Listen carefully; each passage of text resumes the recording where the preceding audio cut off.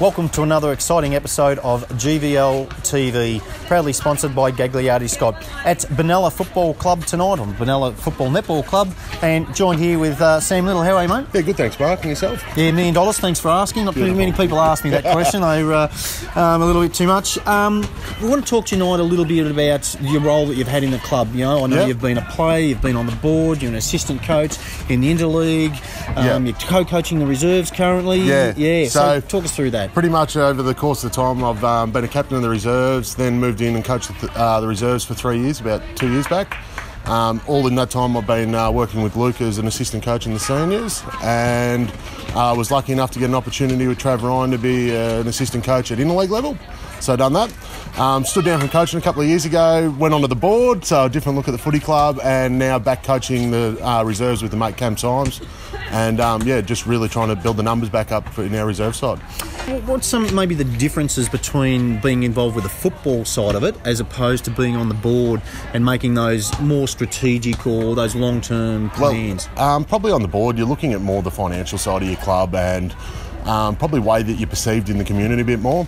Football's probably more about football, as you know, Mark. We sort of all jump in and we want to win and do all those sorts of things, but as a board level, you're looking at the best way the club works and how it all moves forward. So we've been pretty lucky. I've worked with some really good operators now, and that helps me in life as well now to work with different people. That our president now, Lloyd's very high up at Vizzy, so he's a really good operator.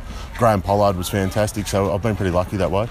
Yeah, so in saying that, you know, the club obviously financially and set and strong and all those things, the football club, the netball, you know, they seem to be going well. So yeah, is Benalla travelling well? Yeah, well, look, I think like every club, you'd always like another 20 grand if you could get it somewhere, mate. But for a town our size, we battle pretty well, and our sponsors and everything are great. So, and we get pretty good support from our community. So we're really lucky. So if you take that pay cut, you'll get that 20 grand back? Yeah.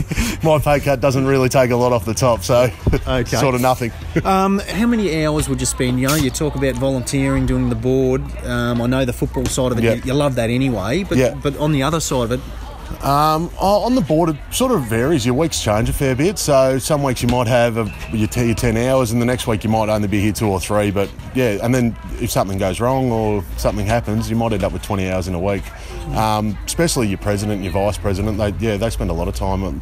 It's nearly probably at the stage where it's nearly a semi-permanent role. Well, when you certainly look at the dollar figure and turnover of club now that you've been a part of, it's a business. There's no worries about it. Yeah, and it's quite a substantial business now for a community our size. So there's a lot of money turned over, and people have got to be held to account to what they do. So excellent. We're going to ask you the fast 10 questions, and I did hear you say that you were happy to throw Morgs under the bus. Not a problem whatsoever. Good. Okay. First question. Who's the biggest pretty boy on the team? I'd have to say Nick Warnock.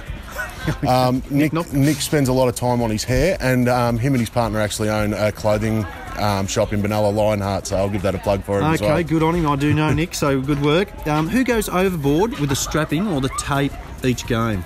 Probably Luke.